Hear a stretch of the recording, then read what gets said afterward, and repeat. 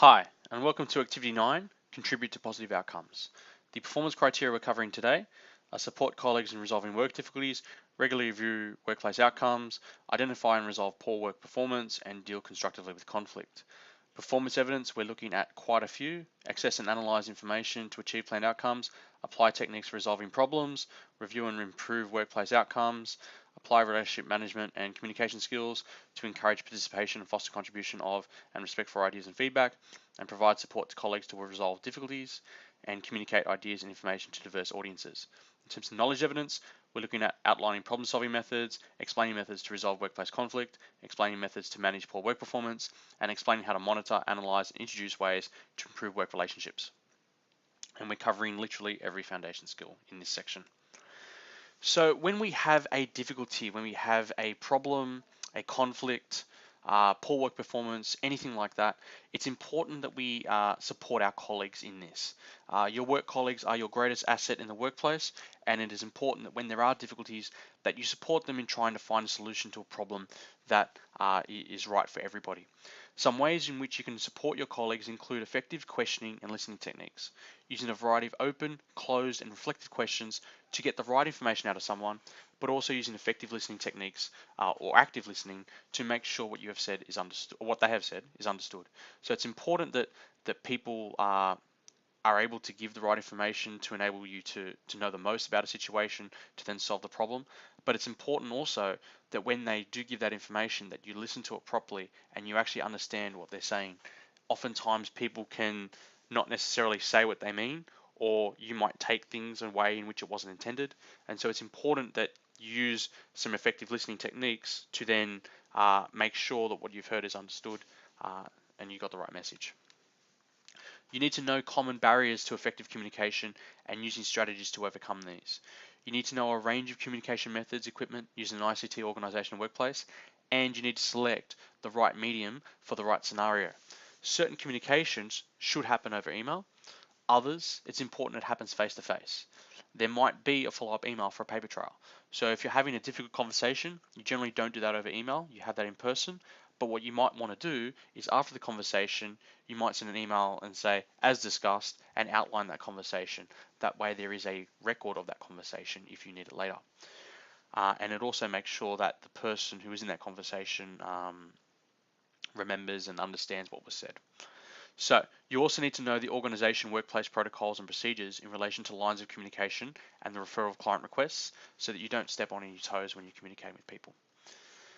You need to be able to regularly review the workplace outcomes and implement improvements. And all of this is about consultation. So it's about sharing information with workers and providing them with an opportunity to respond and contribute to issues that affect them. Often consultative and planning committees are set up in order to improve streamlined communications. These committees meet about workplace consultation obligations specified in relevant WHS legislation, though consultation does not just apply to WHS. Effective teams need to communicate on matters related to restructuring and allocation of tasks, and people need to be in the loop if they are to know what's going on.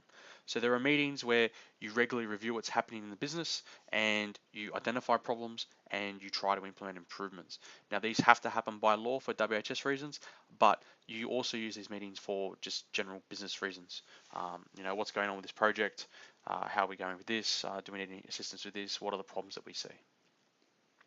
There's a video there if you want to look at the WHS requirements for consultation. So the importance of feedback, it's important to understand the value of feedback to an individual worker and an organization or workplace. Feedback may be either formal or informal, direct or indirect, and positive or negative. Any form of feedback can take any of those forms. So it's important that when you give feedback that you follow that and you respond to the feedback in the right way. Okay. It's the responsibility of a worker, to provide feedback to the client and the supervisor and vice versa. So there are many strategies for obtaining and interpreting feedback, such as surveys and questionnaires, presentations to groups, research, meetings, interviews, and reports. Identifying and resolving poor work performance. In hoping to resolve poor work performance, it is important for us to understand advantages of working as a team within an organization. We covered this in a previous lesson, but these are some different things as well. So we look at the different consequences for groups that fail to function as a team. We have financial loss, we have employment loss, we have missed opportunities. And the advantages of groups that function as a team, we have increased productivity, enhanced job satisfaction, and the development of a quality system. Poor work performance could be for a number of reasons, but one of those could be due to poor work ethic. Work ethic refers to the beliefs, values, and principles that guide the way individuals interpret their job rights and responsibilities and affect how they act at work. The traditional work ethic has shaped the way we teach appropriate work attitudes and behaviors. It is based on the principle that we have a moral duty to work diligently and that we will benefit by knowing that the job has been well done. Personal attributes and work ethics of workers that could be reflected upon in order to improve work performance include attendance and punctuality. Obviously, you can't do your work properly if you're not actually at work.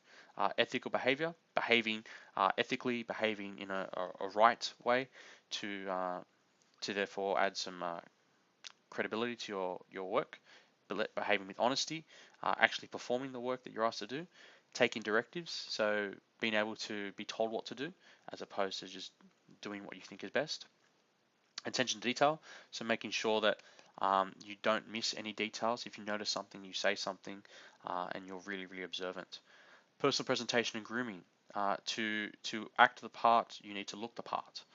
Your attitude when you go to work, are you very professional or are you very laid back or casual? Confidentiality, the fact that you don't breach that, you don't tell secrets to other people. We have consistency of service, so every time you do something, you do it in the same way, and obviously safe work practices as well. When there is conflict, it is important that we deal with it constructively. Conflict occurs when there is a difference of opinion between two or more people or groups that causes each to attempt to influence a given situation affecting all parties concerned. Conflict consists of two elements, substantive or real issues, and then the emotional issues such as anger, distrust, resentment, and rejection. It is important that we look at both of these as they both affect the resolution of the conflict. One strategy to deal with conflict is negotiation. Negotiation is bargaining through a give and take process. Negotiation exists between two or more parties who each have their own aims, needs, and viewpoints. The process aims to discover a common ground and reach an agreement to settle a matter of mutual concern or resolve a conflict.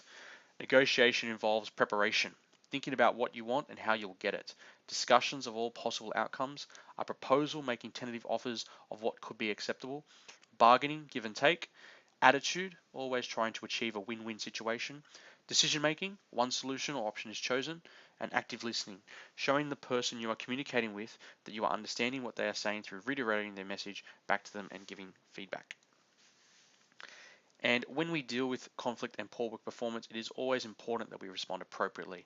Responding appropriately could be things such as answering inquiries promptly and appropriately, discussing, agreeing, and recording supply arrangements with clients, recording details in an enterprise system, using appropriate questioning and active listening techniques to understand client needs and determine support requirements, using clear, simple, and easy to understand language, and ensuring responses are comprehensive.